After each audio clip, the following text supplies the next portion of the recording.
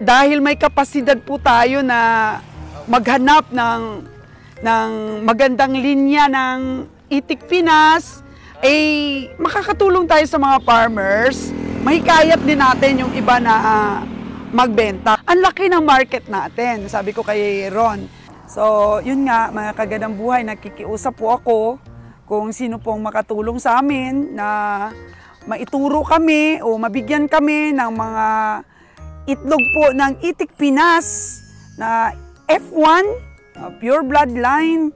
Ayan po. Sana po mga kagandang buhay, may magandang loob dyan na magbigay din sa atin ng learnings and advices tungkol po sa tututukan po namin ngayon na negosyo na pag-iitik, mga kagandang buhay.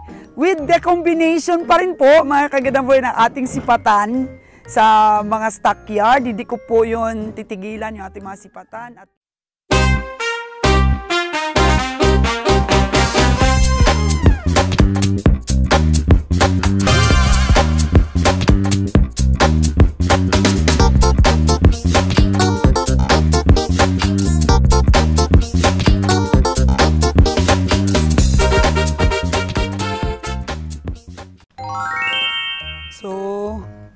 Sa taas na po, mga kagandang buhay, yung sunod na ikakarga. Bali, mga baka po mostly ang kinakarga po sa taas. May bagong protocol din po ngayon na kailangan lagyan talaga sila ng manipis na parang kulambo po na screen. Sa taas po, yan po ang bagong protocol ng Department of Agriculture. Tapos may nakalagay po na sticker na live animals. Ayan. So, nagpagawa na po tayo doon. Alam niyo mga kagandang buhay, ang social media, minsan malaki po ang naitutulong sa atin. Kagaya po, di ba, dito sa aming negosyo, nakilala kami, nag-enjoy kami sa pamimili, sa sipatan. Tapos, nakahanap tayo at nakakuha ng magandang presyo sa mga hayop. Siyempre, napagkatiwalaan po tayo mga kagandang buhay dahil pinapakita talaga natin, legit, na bihiro talaga tayo. At na-package din naman natin po yung mga stockyard kung saan po pwede tayong bumili. So marami tayong naging study na kasama ko kayo, mga kagandang buhay. So very good ang naibigay po sa aming negosyo dito po sa ating YouTube channel. Pero mga kagandang buhay, may mga distraction din. Oh, no! So merong nagbabash, merong mga nagbibigay ng comment, mga analysis, mga kagandang buhay.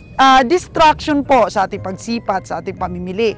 So, sa negosyo, mga kagandang buhay, kahit ano pa man po ang iyong negosyo, kahit anong antas po ng negosyong meron ka, meron talaga pong mga bagay na nagdi-distract po sa atin. So, ako hina-handle ko yun, mga kagandang buhay. Hindi ako yung naiirita o ano. Sinasakyan ko po. Sinasakyan ko yung mga comments, lahat po ng comments na yan, sinasakyan ko po talaga yan. Kasi mga kagandang buhay, huwag tayong padidistract. Dahil yung mga nagko-comment na yan, wala naman pong saktong basihan. Kaya kailangan, ano lang ba, sports lang tayo, tapos enjoy natin. For bad or for good man yan, ang mga distraction na binibigay sa negosyo natin, enjoy lang natin mga kagandang buhay. Ang importante ay nakapagbigay tayo ng inspirasyon at nakapagbigay tayo ng knowledge sa mga tao na gustong matuto. Lalo na po sa mga vlogs ko tungkol sa grocery, sa mantika, sa asukal, sa itlog, sa bigas, mga kagandang buhay na akin pong na-share sa inyo yung about sa mga supplier natin, paano po lumago kahit konti yung puhunan ko, nasabi ko dun yung mga experiences ko. Like for example, konti lang yung puhunan ko, nag-open account ako sa bank para po magkakaroon ako ng terms. Oo, halimbawa sa bigas, terms. Halimbawa, bigyan ako ng 15 days terms. O, nakatulong po yun sa negosyo ko na makapag-order ako ng marami kahit kunti lang ang aking puhunan. At sa strategy ko na yun, mga kagandang buhay, is umasenso naman, di ba? So, hindi naman ako nahiya na magbigay sa inyo ng mga tips dahil nakita naman ninyo na gumanda. gumanda at lumaki ang negosyo dahil sa strategy na yon. So dito naman po sa mga hayop, dahil po hindi ko naman po sukat akalain na kahit po announcer po ako dati sa radio, hindi ko naman po sukat akalain na ang aking YouTube channel ay magtuloy-tuloy. Kasi pasalamat po ako dahil sa pandemic na yun mga kaganabuhay. Nagbenta po kami ng mga online ukay-ukay. Kasama po yung anak ko at saka yung aking mga pamangkin na walang trabaho during that time ng pandemic. So pangalan po ng aming ukay-ukay noon is Source Ukay Ganda. At saka nagla-live po kami mga kaganabuhay, nagpo-posting. Tuwang-tuwa po kami sa live. After that, na medyo bumalik na yung mga tao, bumalik na yung nakakapag-ship na kami. May pumupunta na rin mga bisita sa Boracay. Di, nag-stop na po kami doon sa negosyo namin na yun na online. Na-miss namin afterwards ang aming mga exposure dito po sa Facebook lang, no? Kasi hindi naman kami nag-online selling sa YouTube. So naisip ng anak ko si Tracy na yun nga, gumawa ng YouTube channel. Why not, mama? And then yung pinakita ko doon sa una ko naming mga vlogs is yung pag-expose ba ng Boracay, paano magnegosyo sa Boracay, ano yung magandang mga resort sa Boracay. And then accidentally, dahil nga love talaga ni Kabiyahing Roger yung pagbabaka, bumili kami sa Sibalom. Nagnegosyo kami sa Sibalom mga kaganabuhay. Pero yun lang natutunan ko. Hindi talaga maganda yung may partner tayo sa negosyo. Hindi talaga maganda yung yun nga, mahirap na kasing magsabi. Basta hindi maganda talaga yung meron tayong sosyo mga kaganabuhay. Kasi lalo na kung hindi ba natin nakikita yung disposal po talaga. Oo, tapos sa atin po lahat ang puhunan. So medyo medyo doon pa lang lugi na tayo doon mga kaganabuhay kasi sa atin ang puhunan, sa atin ang truck. So, yun. Doon ko lang na-analyze yun mga kaganabuhay. Kaya payo ko po sa mga gustong magnegosyo, kahit sa maliit lang po na puhunan, mag-umpisa kayo. Basta wala kayong kasusyo. Oo. Sarili ninyo mga kaganabuhay. Hindi ako nagre-recommend na dapat po may kasusyo. Ang nire-recommend ko, kahit sa maliit na puhunan, mag-umpisa po kayo. Basta sarili po ninyo, wala po kayong kasosyo. Yun po, sa experience ko lang, mga kaganabuhay. And then, yun. Tinangkilik ng tao yung una kong exposure doon sa mga pamimili ng hayop. Tapos may nag-advise po sa akin na ituloy-tuloy ko nga po. At yun, na-document po namin yung aming pag-umpisa, mga mali po namin, lahat po ng aming mga lugi. Kasi yung iba nagsasabi lang, di naniniwala sa mga lugi. Pero, yun mga kagandang buhay. Laki talaga ng nilugi namin dito sa hayop, sa pagnegosyo namin ng hayop. Kaya hindi po mabitaw-bitawan ni Kabiyahing Roger. Kasi si Kabiyahing Roger po kasi yung tao na kahit sa maliit po kami po na nag-umpisa sa negosyo, di namin na renasan yung maglugi kami. Kasi nga, ang negosyo namin una is mga prutas, kunti lang puhunan, malaki po ang kita, bigasan. Yan. Hindi po kami talaga nakaranas ng nalugi kami.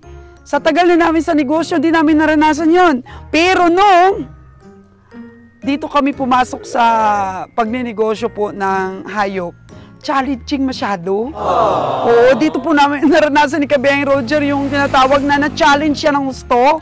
Na-challenge kami ng gusto dito sa negosyong ito. Kaya wala siyang balak na stop ito mga kaganang buhay at nandito pa rin po ako para magsuporta sa kanya. Oo, dahil mas sumisigla po si Kabiyahing Roger kung nagsusuporta po ako sa kanya sa kanyang mga journey, mga kagandang buhay. Ang ganda po kasi ng teamwork namin ni Kabiyahe. Tapos mga anak namin, di naman po pasaway, katulong na rin po ditong iwanan sila, mga managers namin. Kaya tuloy-tuloy po ito. Balak ko rin pong pumunta ng Maynila, mga kagandang buhay, kung nakikita ninyo, yung aming pong vlogs ni Ron's Farm Official tungkol po sa mga itik niya. Oo, pumunta po kami ng Iloilo. Ang hirap po talagang maghanap ng mga sisiw. Kaya naisipan ko na umaalis naman po ang truck almost 3 to 4 times a month, mga kagandang buhay. Sana may mga subscriber po ako na matulungan kami na makabili ba ng fertile na itlog ng mga pure bloodline. Ano ba yung tawag ni Ron doon? Sa mga itik Pinas po, mga kagandang. Kasi mahirap kasi dito. Yung maganap talaga ng yun, yung bloodline talaga na maganda. Diba? Anong tawag doon ni Ron? Pure bloodline ng Itik Pinas. Kasi dito, inbreeding. Sabi ni Ron's Farm official namin, sabi niya sa akin, Mama, sabi niya, pag-aralan ko yan for our own lang. Para lang sa sarili natin na pag-aalaga. In-encourage ko siya, mga kagandang buhay, kasi sabi niya, baka lumiit ang market natin, ganyan, pag marami nang mag-alaga. Sabi ko, Ron, hindi talaga yan maganda siguro. Ang gawin natin is ganito. Mag-aral ka, magparami ka, magbenta tayo para makatulong sa ating mga farmers. Huwag kang mag-alala sa market dahil ang market mo is Aklan and Negros dahil base na rin natin ang Negros. Pwede rin tayo magtinda doon ng itlog alat or pag may nag-order sa ating mga bibi doon. Dahil may kapasidad po tayo na maghanap ng magandang linya ng Itik Pinas, makakatulong tayo sa mga farmers. Mahikayat din natin yung iba na magbenta. Kasi hindi naman kami gumagawa ng mga balot, sa Luzon pa naman yun kumukuha. Ang laki ng market natin, sabi ko kay Ron. Siguro natakot rin siya, mga kagandang buhay ba, dahil siyempre kailangan din naman po na encouragement from the parents, di ba? Kasi gustong tutukan niya, itlog pugo, lang daw. Parang ayaw niya ba yung ni Ron yung malaking pressure talaga sa negosyo, pero sorry na lang siya, mga kagandang buhay, kasi yung mga magulang niya ay sanay po sa pressure. So yun ang sabi ko, sana po may mga nanonood dito po sa vlogs ko na makatulong sa amin. Saan ba makakabili kami ng mga fertile na itlog? Kasi ang amin pong punta ng truck na to is Cavite po yan. Pero pwede rin naman pag umuwi kami, makapunta kami kung saan. Mas maganda nga sana kung Batangas lang po, no? Kung may mabili sa Batangas. Pero sabi naman ng iba, Laguna daw, di ba, Isiha, ganyan. Hindi ko lang alam kung gaano kalayo yan doon sa Cavite po, mga kagandang buhay. Basta, pag-aralan namin yung bumili at ipapa-incubate namin muna doon sa isang farmer doon kinuna namin sa Iloilo. And then mag-aral na po si kabiyahing Ron's Farm official kung paano mag-incubate noon. Sana may makatulong din sa amin na magturo or i-search namin po sa YouTube din. Siyempre kahit i-search po, mga kagandang buhay, hindi naman namin alam yung mga incubator ba kung iba talaga yung may mentor tayo. Iba po, mga kagandang buhay. Kaya, ang dami pa po namin gustong gawin dito po sa negosyo namin, sa farming namin. At the same time po, habang nag-aaral kami, sinusubukan po namin na makakita ng magandang mga lahi. Tuloy-tuloy pa rin po ang ating pamimili ng mga hayop at pagpapakatay. At paminsan-minsan, mga kagandang buhay, makakasama pa rin ninyo ako sa sipatan. Dahil in-encourage ko rin si Kabiyang Roger at saka si Bonnie. Nasabi ko, matuto na kayong mag-vlogs kasi baka naman hindi na ako makapag-vlogs po tungkol sa mga sipatan. Sila na lang po, di ba? Mga kagandang buhay, subscribe nyo na lang po si Biyahe ni Roger YouTube channel para at least, dahil sila naman po yung aking mga artista, hindi naman po ako yung mga sumisipat, direkta na po ninyong mapapanood yung sipatan po ni Kabiyang Roger, Kabiyang Nalon, at si Kabiyang Winnie, kung patuloy po si Kabiyang Roger sa kanya pong YouTube channel. Ako naman po, siyempre paminsan-minsan, pasyalan ko doon si Kabiyang Roger, and then tututok ako dito kung ano pa yung mga improvements, ano pa yung mga dapat namin gawin dito sa amin pong pag-iitik. Ayan po, mga kagandang buhay. Sana, marami akong ma-inspire na mga OFW, mga kagandang buhay ko. Ayan, kasi yun ang pangalan ng YouTube channel ko. Gusto ko gumanda yung buhay natin, kaya sharing of ideas. Yan pong sabi ko kay Ron. Kailangan mag-explore. Explore mo para, halimbawa, makapagbenta siya ng mga magagandang itik. Sabi ko, magiging milyonaryo ka. Oo. Kasi ang laki ng area mo. Daul Aklan, Daul Capiz. Kasi Iloilo, marami na rin yung mga nag-aalaga. Pero wala pa sila yung tinatawag talaga na, na magandang, talagang yung galing sa pure breed ng mga itik Pinas. Lang sila talaga yung pag nanganak ito, talagaan ito, aanak rin ulit, ganun ba? So tayo, itlog yung kukunin natin, tapos i-hatch natin mga kagandang buhay. Paglaki, benta na natin. Kuha ulit ng itlog, ganun ba? Laging bagong itlog, tapos i-hatch. Tapos paglaki-laki, benta na kaagad. Oo, tapos makakatulong talaga itong social media din para ma-spread po natin, di ba po, mga kagandang buhay. Kaya, yun, dito po sa Aklan, medyo hindi po sustainable talaga yung pagkain dito sa mga baka natin. Kaya doon po magkukonsentrate talaga sa, sa Negros po, mga kagandang buhay. At sa mga nag-order naman po ng baka, direct na lang po kay Kabiyang Roger. Pwede rin naman po mag-message sa akin. Thank you so much po, mga kagandang buhay, chika-chika. Hindi tayo nauubusan ng chika-chika.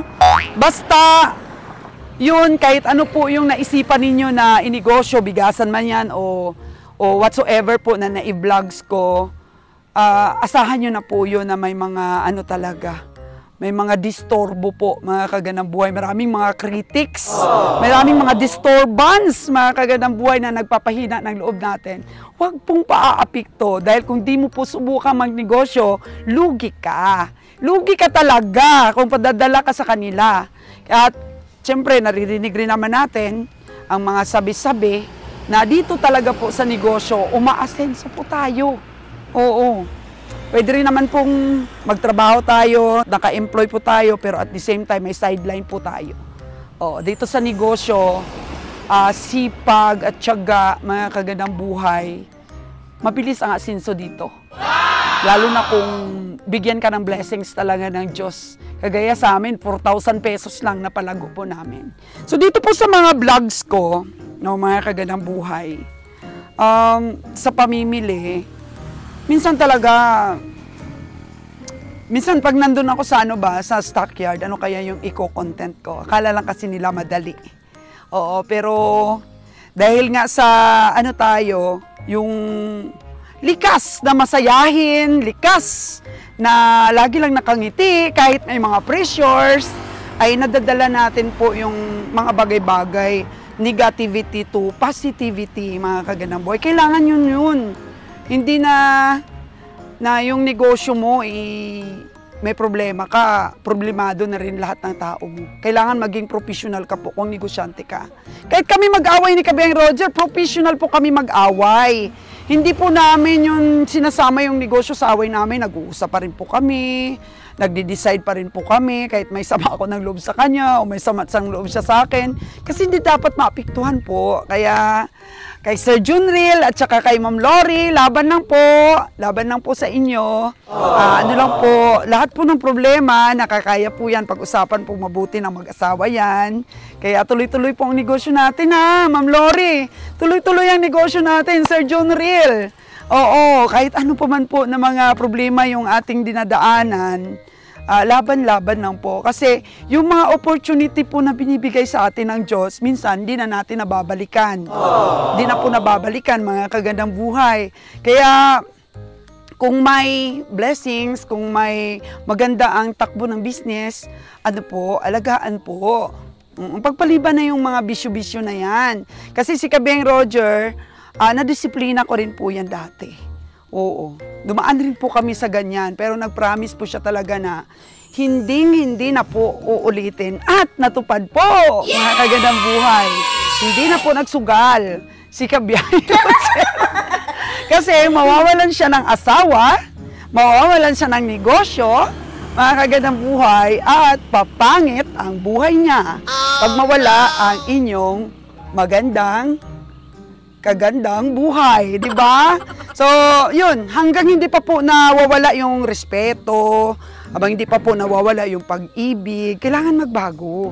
O, sa mga manunood ko, sa mga manunood ko, tandaan po ninyo yan. So, thank you so much! Tinihintay-hintay ko pa po si Michael kasi nagpa-sticker po siya, mga kagandang buhay. At, driver! May ano na kayo? May allowance na kayo? Oh, ayan tuloy. Inistorbo ko, disturbance ako, mga kagandang buhay. Sorry po. May ano kayo? May budget? Magkano ba dapat ang budget nyo? 35,000? Oh, nihingi pa ng budget sa atin po. So, iwanan ko yung budget. Ano? Ano? May sasabihin yung pogi dyan? Ha? Bali? Bakit di kayo nagbali kay Buseng? Sa akin pa. Oh, no! Rico! Nako, babali daw kasi wala na daw siyang purol. Wala na siyang brief at saka short. Magkano ba babaliin mo? Ha? About 2,000? Huh? 2,000 ang babaliin sa atin. Pabili po ng brief at saka ng damit. Wow! So, 37K.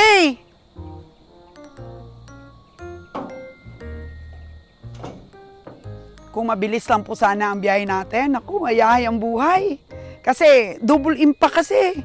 Minsan, mas malaki pa po talaga yung kita namin sa backload kaysa sa baka. Dati-dati ko pa po yung sinasabi, mas malaki ang kita namin sa backloading. Yay! Pero, malay mo, bigyan din ng blessings itong ating hayop. Kasi sabi-sabi lang natin, 7,500, 7,000 yung pamasahe, hindi naman natutupad. Hindi naman natutupad yun. At saka mga kagandang buhay, pagka may balance naman yung ating mga taga-sipat, kahit minsan di pa naman sila nakabayad. Oh, no. Hindi naman tayo naniningil. Kaya dito sa negosyo namin, ano lang ito, talagang honest to goodness lang po. Basta lang makaraos ang biyahe natin. Oo, ang hirap kayo hanapin yung piso. Kasi mga kaka-OFW ko dyan, tipid-tipid. At saka mag-put up na rin ng business habang may pera pa na pumapasok po sa inyo. Mga kagandang buhay ko, adios. At pupunta po ako ng Sibalom Antique. Ayan, habang gusto ko rin pong makabisita doon. Kasi, di ba, naka-vlogs din ako minsan doon. Gusto ko rin makabisita doon before na bumalik po ako ng Negros. Kaya abangan po ang mga sipatan natin sa Negros! Ayan po, mga kagandang buhay. Malapit na pong mapuno sa taas, oh. Alas 8 ng gabi. Ang sakay po nila to Mindoro. So, bukas po ng hapon, sakay naman sila papunta ng Calapan to Batangas. So, ngayon sakay nila, tapos bukas ng gabi sa Calapan, sunod na bukas pa sila dating sa Cavite. So, may 2 days pa po na biyahe. So, ngayon po ay araw ng Huwebes, Sabado pa po sila ng mga 10 o'clock ng umaga kung walang delay ang dating po nila sa Cavite. Tapos, pagkalinggo po, mga kagandang buhay, babalik ulit ang driver natin. Linggo ang pick up ninyo ng itlog, ha, Joseph? Yan. Balik ka agad si Joseph. Wow! Tingnan mo, kinakausap niya yung baka. Akyat na. Yan. So, mga anak namin, mga kagandang buhay, kahit si Bunso, natutunan na rin pong mahalin yung pagpa-farming. Kasi sabi ko sa mga kuya niya, sabi ko, turuan yung bata. Kasi yung bata kasi English speaking, sabi niya, I don't want to be a farmer. Ayaw daw niya yung sundan, yung yapak ng negosyo namin. Sabi niya. Kasi gusto daw niya magkaroon siya ng sariling field ba at the age of 18. O at the age of 8, mga kagandang buhay, may sarili na siyang paninindigan. Ayoko yung trabaho ninyo, sabi niya. Pero sabi ni Ron, kumuha siya ng 3 itlog ng bibi. Tapos gumawa siya si Kuya Brian naman gumawa ng parang karton na incubator. Nilagyan ng ilaw na parang umiinit ang itlog ba. Tapos hinatch nila doon yung itlog na 3 piraso, tuwang-tuwa. Tuwang-tuwa si Roem. Tapos inilawan nila, naku, buhay daw ang sisiw. Kaya pakita ko po yun sa inyo mga kaganang buhay, ang ginawa ng dalawang kuya para mahalin ng bunsong kapatid yung pagpa-farming. Kasi dapat na training na natin yung anak natin na mahal ba nila o matutunan nilang mahalin kung siyempre, i-lead natin sila, mga kaganang buhay. Kasi ito ang field ng hanap buhay namin. Dapat yung mga anak namin magkaroon din ng love dito sa hanap buhay na to. Doon po pala sa sinasabi ko, mga kaganang buhay, no, na sa itik namin, sa mga viewers ko po, ulitin ko lang, sana matulungan niyo po kaming makahanap ng itlog na pirtil, ng pure bloodline. Ganun ba yun ang tawag nun? Ng yung linya. Yung linya no po ng magandang lahi ng Itik Pinas. Kasi dito po kasi sa amin, inbreeding na. So gusto ko po sana na maghanap dun sa Luzon ng mapagbila namin ng fertile na mga itlog para ma-hatch po namin dito. Kasi si Ron, agriculturist.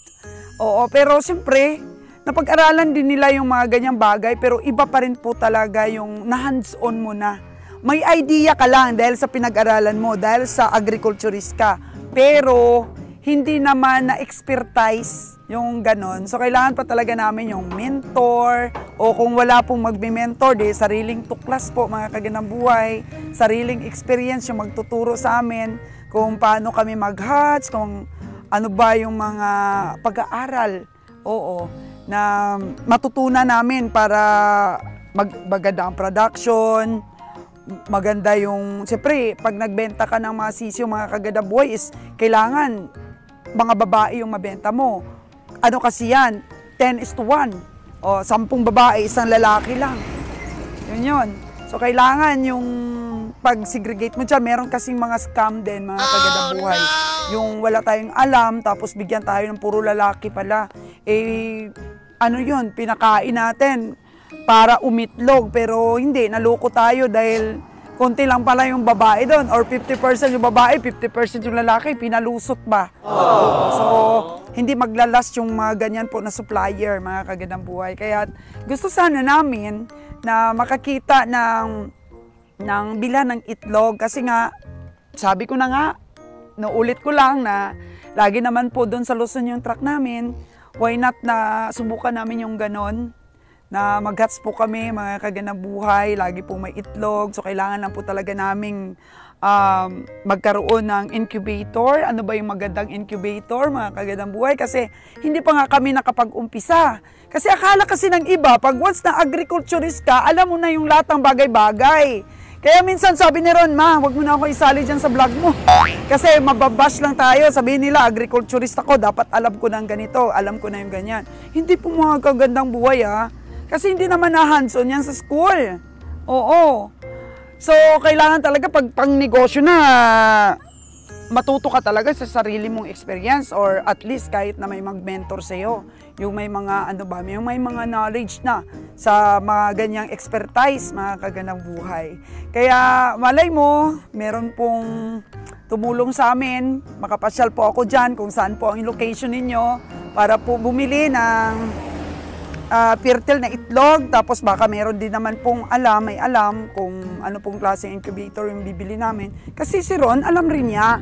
Pero yun nga ini-emphasize ko na siyempre, minsan, mga kaganang buhay, mas effective yung experience. Kaysa sa nag-aral ka ng agriculture, di mo naman yun na hands-on. Kaya, mas maganda yung experiensyado, at saka merong knowledge ka na talaga, di ba po, mga kaganang buhay. Kaya, ayun, sana matulungan kami ng aking mga viewers na makapagturo kung saan po kami makabili ng mga fertile na itlog ng pure bloodline ng ulahi ng Itik Pinas. Kasi ayaw ni Ron ng Itik Pateros po. Ewan ko. Basta ayaw daw niya kasi una niyang alaga is Itik Pateros matagal ng itlog and then matagal lumaki. Pero nung bumili siya ng Itik Pinas, mga kagandang buhay, is madaling lumaki, madaling mangitlog. Tapos, ang lifespan pa daw ng pangingitlog is mas long. Oo, mas matagal kaysa sa Itik Patiros. Kaya gusto niya Itik Pinas, mga kagandang buhay, please. Sana matulungan po kami na magkaroon po ng mga advices, di ba? Pakikinggan namin yung mga advices ninyo dahil nandito po sa amin, sa aming probinsya, yung maganda pong market dahil wala pa pong masyadong nag-aalaga dito. At yan nga po ang gusto ko, na makilala kami na nagpo-produce po ng magagandang mga lahi, hindi inbreeding na mga Itik Pinas. Ayan. Para kahit yung dito lahat sa probinsya namin, kahit yung taga Negros, dahil based din naman namin ng Negros, mapaglingkuran po namin at the same time, kikita. Kasi maraming nagmilyonaryo, mga kagandang buhay, sa pag-iitik. Ayan. So, nasa amin po yung opportunity na makapagparami kami ng itik at ma-deliver sa ating mga farmers. Dahil, lagi naman pong nandun yung ating truck. Kung may mabilan po tayo ng mga fertile na itlog at sana yung makapagbigay din sa atin ng itlog is, yung totoo naman at saka yung tunay naman, mga kagandang buhay, na makatulong sa amin. Baka naman kasi inbreeding din yung ibigay sa amin. Mas maganda talaga yung, sabi ni Ron, is yung pure bloodline po, mga kagandang. F1. F1 po yung kanyang tawag doon, F1. Sana po, mga kagandang buhay, may magandang loob dyan na magbigay din sa atin ng learnings and advices tungkol po sa tututukan po namin ngayon na negosyo na pag-iitik, mga kagandang buhay. With the combination pa rin po, mga kagandang buhay, ng ating sipatan sa mga stockyard. Hindi ko po yun titigilan, yung ating mga sipatan. At least po, bumalik na po si Kabeng Roger sa pagbabloging talaga. Kasi nga, ini-encourage ko po talaga siya na bumalik para po kung hindi ako makasipat, ay mabigyan pa rin po kayo ng entertainment dahil yung mga ka-OFW natin, yung mga kagandang buhay ko, lagi pong nag-aabang yan. Hindi na nga po natin kayang mag-vlogs ng 2 times a day, once a day na lang, kahit once a day na lang po, kagandang buhay, sabi ng ating mga avid viewers, na makapagbigay po tayo sa kanila ng mga updates dahil po tuwang-tuwa sila sa mga exposure. Pero mahirap din po, mga kagandang buhay. Kaya po, walang nagtatagal na nagko-cover ng ganitong klaseng mga sipatan na vlogs, mga kagandang buhay. Kasi nandyan kasi yung pwede kang bastusin. Sila, no choice po sila, mga kagandang buhay, kasi hindi naman nila tayo mababastos directly kasi nga buyer tayo. Binibili natin yung hayop nila. Pero kung siguro yung nagtatanong-tanong ka lang na hindi ka bumibili, babastusin ka talaga po. Oo, hindi talaga po uubra. Kaya wala pong tumatagal talaga na gumagawa ng mga content na kagaya po ng mga ginagawa kong content. So, madali lang kasi ninyong sabihin yon, pero gawin nyo. Mahirap itong pagko-content ko po ng ganito. Kaya thank you so much sa aking mga supporters. No, yung naibabalik kasi nila, yung hindi nila ini-skip yung mga yung mga ads, kasi yun po ang the way nila ng pagpapasalamat dahil natuwa sila sa mga vlogs natin. Hindi nila ini-skip yung ads, dapat sinusubscribe po tayo. Ayun, sabi nga nila minsan, wag tayong mag-comment, wag tayong ganito ba kasi kikita siya dyan. Mga kagandang buhay, hindi po ganun kalaki ang kita dito sa sa vlogging. Kung tutuusin, kung hindi mo lang talaga love itong ginagawa mo, kulang pa yung mga pagpapainit mo at mga sakripisyo po para makascoop ka lang ng pamimili. Pero dahil nga sa love ko ang trabaho ko at the same time, marami pong natutulong din. Kagaya nito, nag-announce ako na sana may makapanood, mabigyan kami at ma-advise kami saan kami makakabili ng itlog. Laki po talagang tulong. Laki pong balik sa amin, mga kagandang buhay. Kasi ang life po natin is, lang po, natawag na vice versa. So, thank you so much again, mga kagandang buhay. Salamat!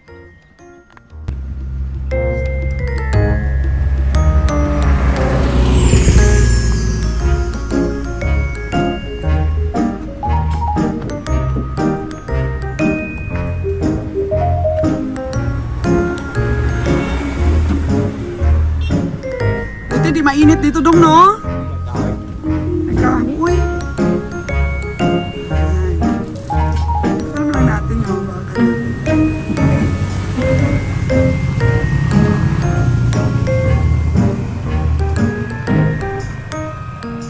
Ay, ito na yung aking babae, oh!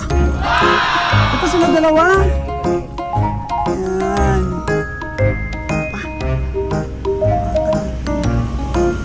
So, ilan ang kaso dito? Nadagdagan ng dalawa eh. Pero wala nang ano doon? Wala nang mga baka doon?